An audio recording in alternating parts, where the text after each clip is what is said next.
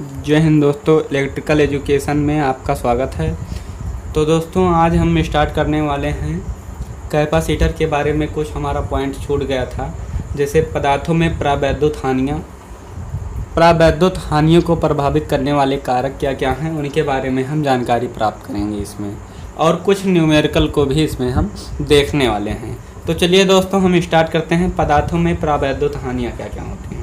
इसमें हमें dielectric losses in material, यानी कि पदार्थों में प्रावैद्युत हानियाँ हमें देखना है।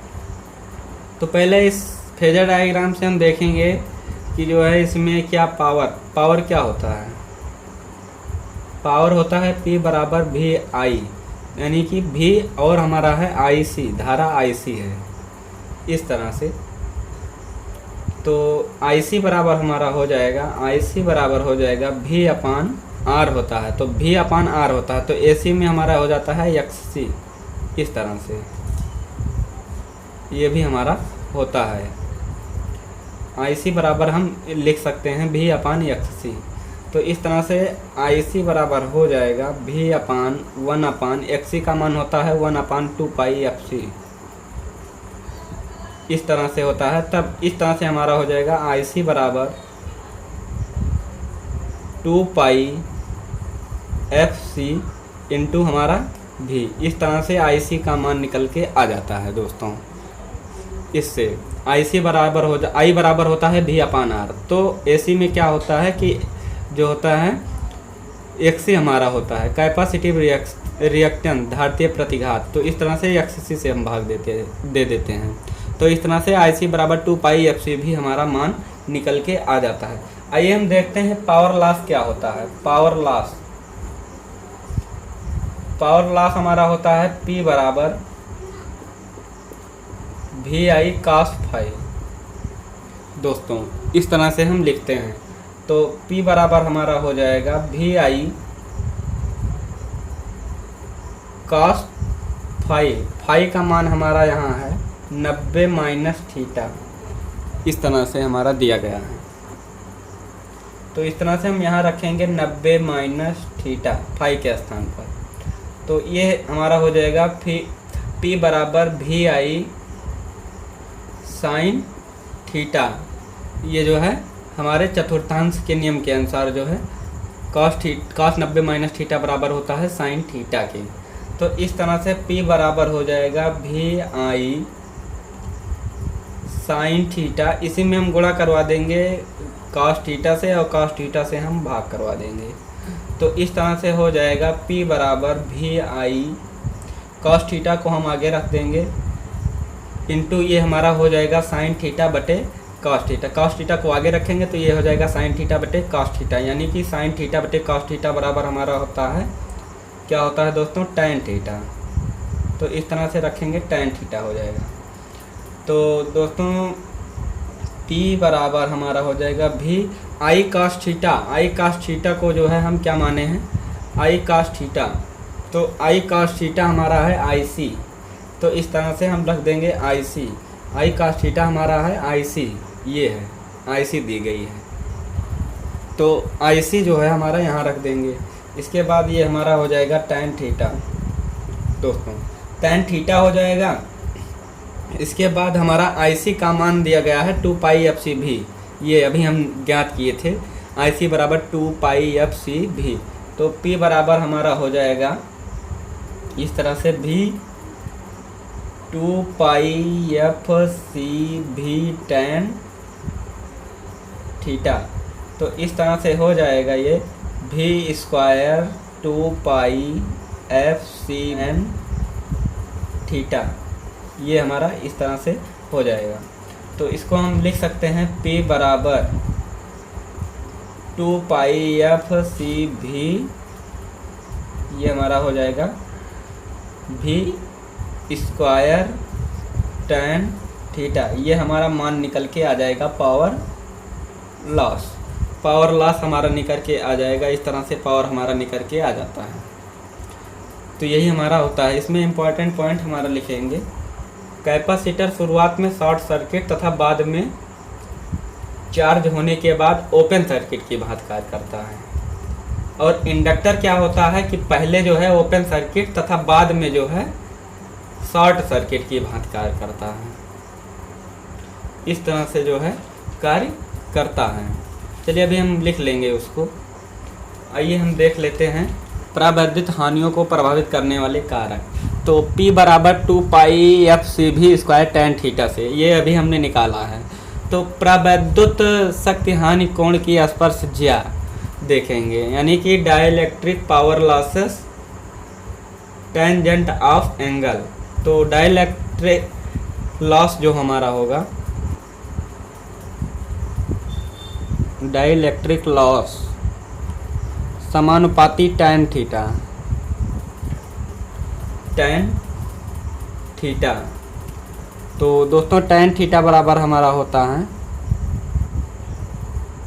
sin theta upon cos theta, sin theta upon cos theta. sin theta हमारा क्या है, IR बराबर IR के, और cos थीटा हमारा है cos थीटा हमारा है जो है IC। इस तरह से, तो इस तरह से हमारा हो जाएगा tan थीटा बराबर IR अपान IC, यानी कि इसको हम कह सकते हैं कि लीकेज करंट। IR हमारा है लीकेज करंट, लीकेज करंट अपान में हमारा हो जाएगा कैपेसिटिव करंट।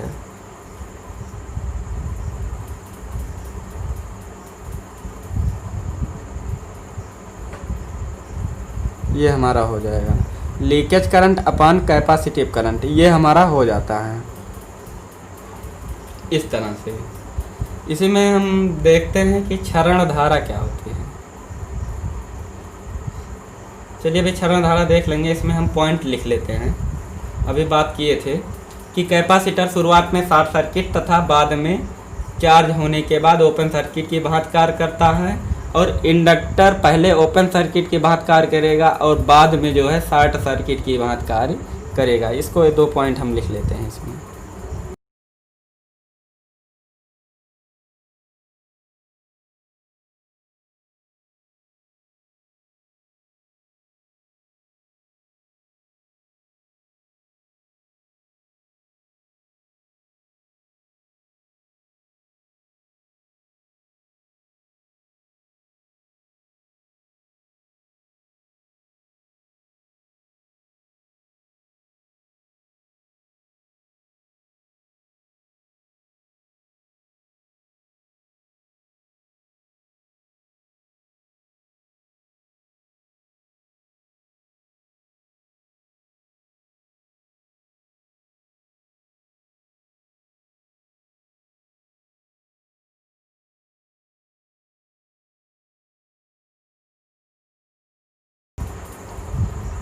तो दोस्तों कैपेसिटर शुरुआत में शॉर्ट सर्किट की भांति तथा चार्ज होने के बाद ओपन सर्किट की भांति कार्य करेगा, और इंडक्टर शुरुआत में ओपन सर्किट की भांति तथा बाद में जो है शॉर्ट सर्किट की भांति कार्य करता है। चलिए हम जो है नेक्स्ट देखते हैं।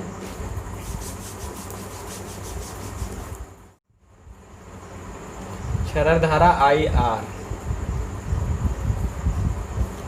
तो दोस्तों ये क्या होता है कि die electric loss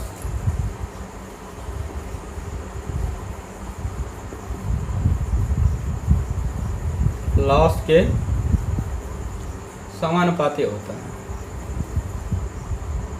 dielectric loss के समानुपाती होता है। कि परावैद्युत हानियाँ जो होती है क्षरण धारा के समानुपाती होता है, यानी कि क्षरण धारा बढ़ने से परावैद्युत हानि बढ़ती है तथा घटने से जो है घटती है। इस तरह से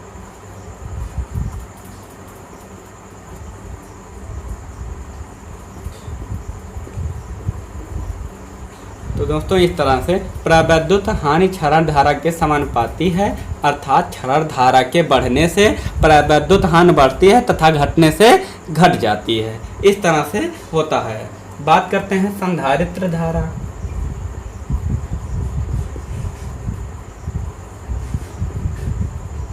संधारित्र धारा यानी कि आईसी। तो दोस्तों क्या होता है कि डाई इलेक्ट्रिक लॉस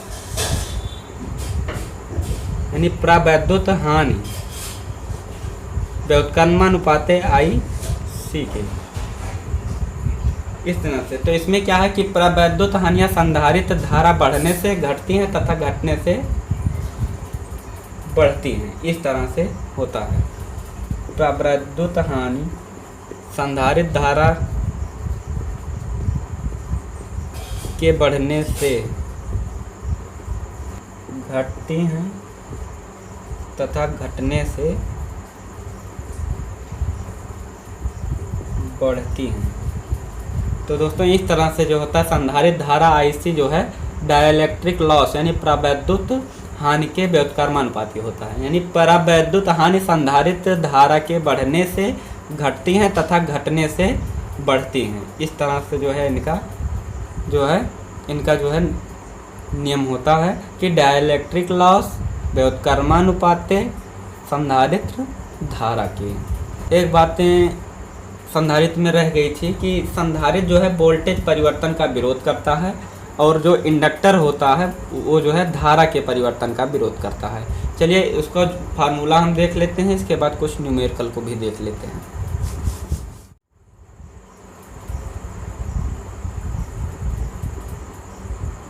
तो दोस्तों इसमें संधारित्र का दो इम्पॉर्टेंट पॉइंट है, दो इम्पॉर्टेंट पॉइंट है कि संधारित्र वोल्टेज परिवर्तन का विरोध करता है एंड इंडक्टर जो है धारा के परिवर्तन का विरोध करता है।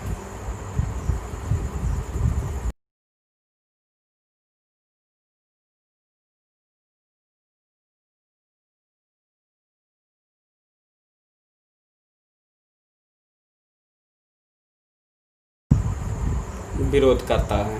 तो संधारित्र जब वोल्टेज परिवर्तन का विरोध करता है तो संधारित्र में संचित ऊर्जा इसी समय देख लेते हैं। संधारित्र में संचित ऊर्जा, तो वोल्टेज परिवर्तन का विरोध भी संधारित्र करता है। तो संधारित्र में जो संचित ऊर्जा होगी, जो ऊर्जा ये स्टोर करता है वो जो है वोल्टेज के रूप में ऊर्जा स्टोर करता है। संचित ऊर्जा U बराबर हो जाएगा हमारा हाफ CV²। इस तरह से जो है ये ऊर्जा स्टोर करता है वोल्टेज के रूप में।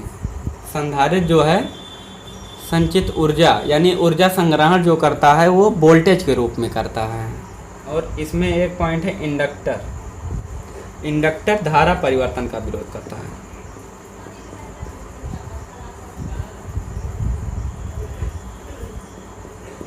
विरोध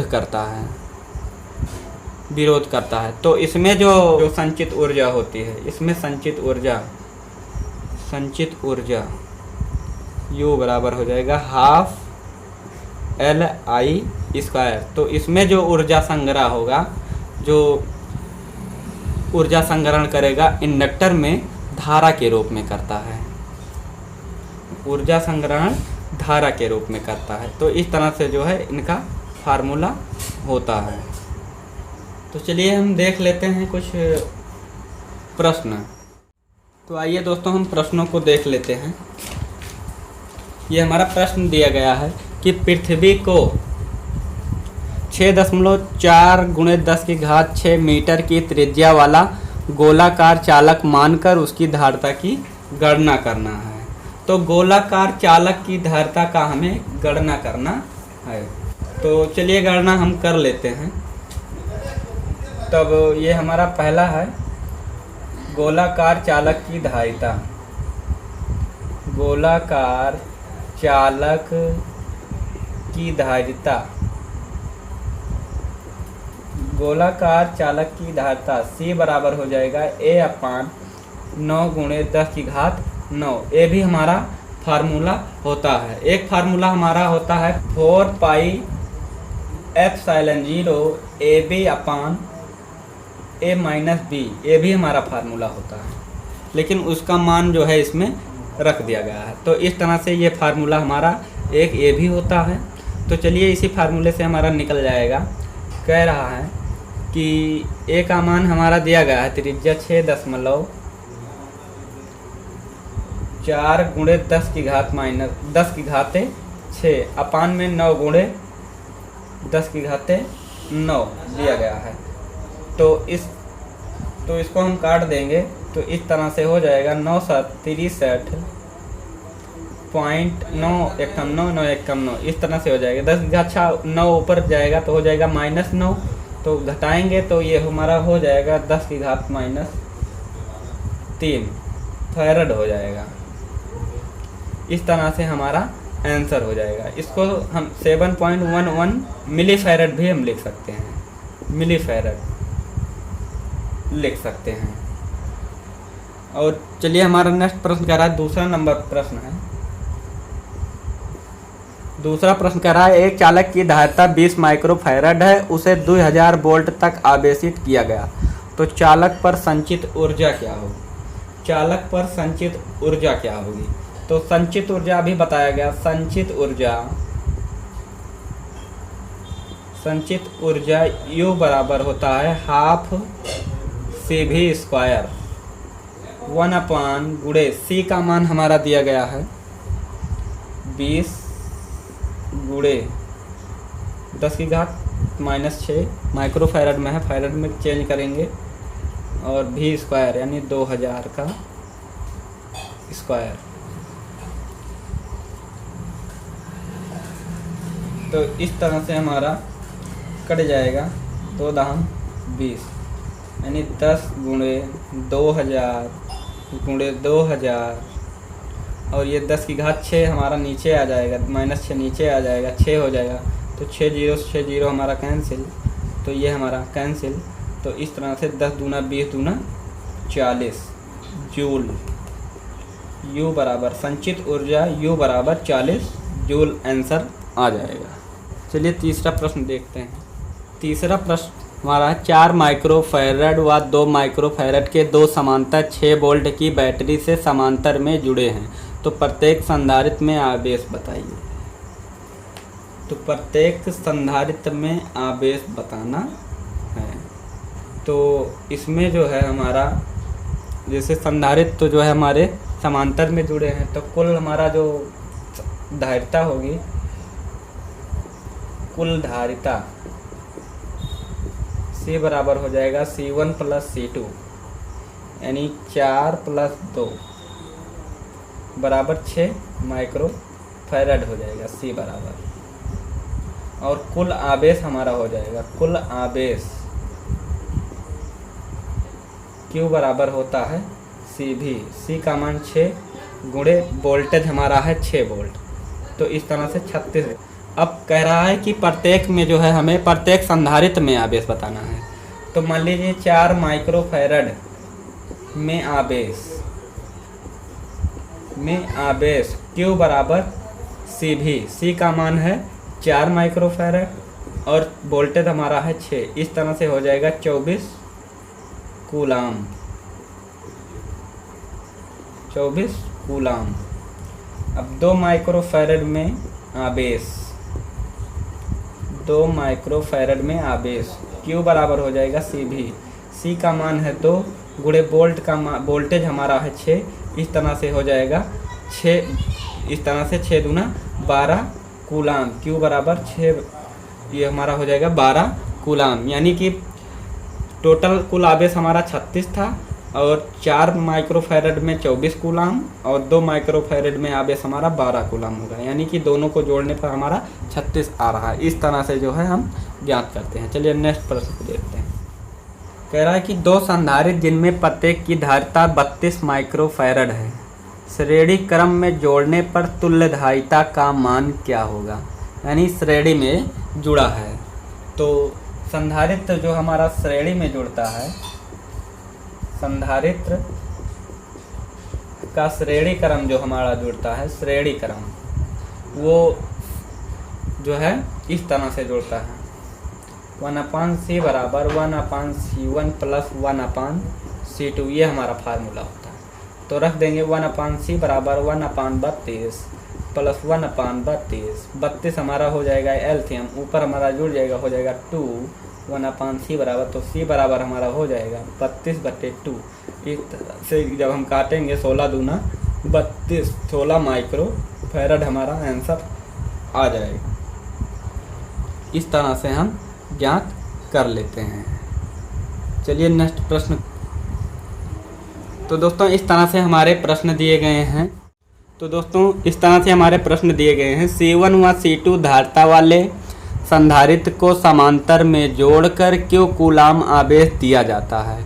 तो प्रत्येक संधारित्र पर विभवांतर क्या होगा? यानी इसमें जो है कोई मान नहीं दिया गया है, यानी कि धारिता को माना गया है C1 C2 और आवेश को क्यों मान लिया गया है? तो प्रत्येक संधारित्र पर विभवांतर क्या होगा, इसका हमें फार्मूला लिखना है। तो 5 नंबर प्रश्न हमारा है कि प्रत्येक संधारित्र पर विभवांतर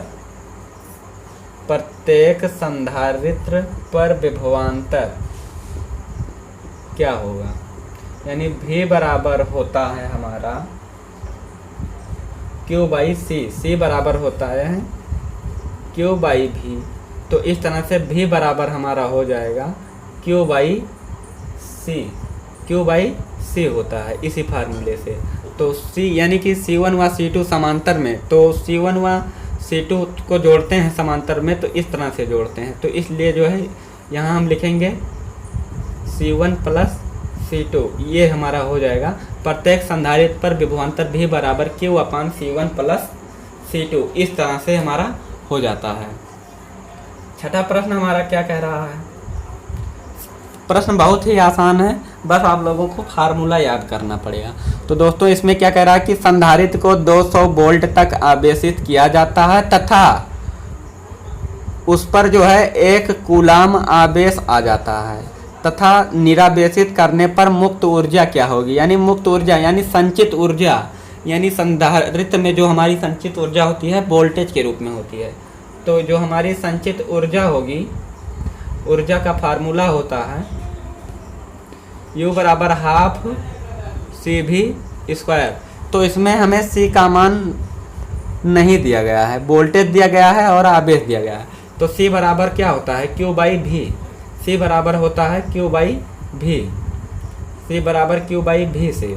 तो इस तरह से U बराबर हो जाएगा हाफ C का मान हो जाएगा Q बाई V गुणे V स्क्वायर। V से V स्क्वायर जो है हट जाएगा और V कट जाएगा। इस तरह से U बराबर हो जाएगा हाफ, इस तरह से हमारा हो जाएगा Q इंटू V। तो U बराबर हो जाएगा हाफ इंटू Q का मान है 0.1 गुणे जो है वोल्टेज का मान है 200 वोल्ट। 200 वोल्ट हमारा दिया गया है। तो इस तरह से क्या हो जाएगा, इसमें हमारा जब हम इसको काटेंगे तो ये हो जाएगा हमारा 100 बार कटेगा। तो इस तरह से जो है इसका इसमें गुणा करवाएंगे, इस तरह से हो जाएगा। एक अंक बाद दशमलव कोई मतलब नहीं। तो इस तरह से हमारा 10 जूल आंसर हो जाएगा। मुक्त ऊर्जा दो हमारी होगी, क्या होगी 10 जूल की मुक्त ऊर्जा हमारी हो जाएगी। चलिए नेक्स्ट प्रश्न को हम देखते हैं क्या दिया गया है। 7वां नंबर प्रश्न। 7वां नंबर प्रश्न कह रहा है कि 10 माइक्रोफैरड का संधारित्र जो है 12 वोल्ट विभव तक आवेशित करने पर संधारित्र में संचित ऊर्जा, वही पूछा है। क्या पूछा है? संचित ऊर्जा U बराबर half CV square, half CV square. तो U बराबर हो जाएगा हाफ, C का मान हमारा दिया गया है, C का मान हमारा है 10 माइक्रोफैरड। चेंज करेंगे फैरड में, हो जाएगा 10 की घाते -6। इस तरह से हमारा वोल्टेज दिया गया है 12। तो इस तरह से क्या हो जाएगा ये हमारा, जब हम इसको कट करेंगे यानी कि 2 छक 12 ये हो जाएगा इस तरह से, और गुणे 12 का स्क्वायर होता है ना वोल्टेज का। तो 12 छक 72 हो जाएगा। इसके बाद जो है इसमें 10 की घाते 1 हम मान सकते हैं। तो गुणे जब हम इसको का योग करेंगे, गुणे में घाते जोड़ती हैं, तो ये हमारा माइनस है, ये हमारा प्लस है। तो इस तरह से 10 की घात -5 हो जाएगा।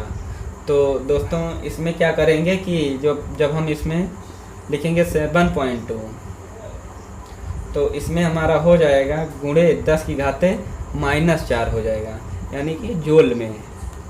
ये भी हमारा आंसर हो जाएगा, ये भी हमारा आंसर हो जाएगा।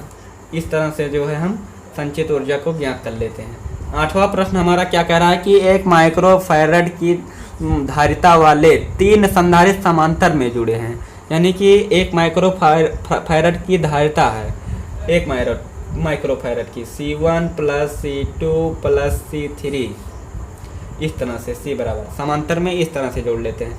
1 माइक्रोफैरड धारिता के कितने हैं, 3 हैं, तो इनको जोड़ लेंगे तो हमारा आ जाएगा 3 माइक्रोफैरड। अब क्या कह रहा है कि जुड़े हैं इस संयोजन के श्रेणी में 1 माइक्रोफैरड का संधारित्र और जोड़ दें, किसमें और जोड़ दें, श्रेणी में जोड़ दें, श्रेणी में 1 माइक्रोफैरड संधारित्र और जोड़ दें, तो निकाय का परिणामी धारिता क्या होगा, तो इसके श्रेणी में जोड़ेंगे, यानी कि 3 माइक्रोफैरड व 1 माइक्रोफैरड, यानी श्रेणी में है, श्रेणी में है, तो श्रेणी में होता है 1/C बराबर 1/C1 + 1/C2, इस तरह से हो जाएगा 1/3 + 1/1, तो इसमें इस तरह से हो जाएगा, तो ये हो जाएगा 1 + 3 यानी कि 4/3, इस तरह से जब C बराबर करेंगे तो हो जाएगा 3/4, इस तरह से हो जाएगा 3/4 माइक्रोफैरड, ये हमारा आंसर हो जाएगा।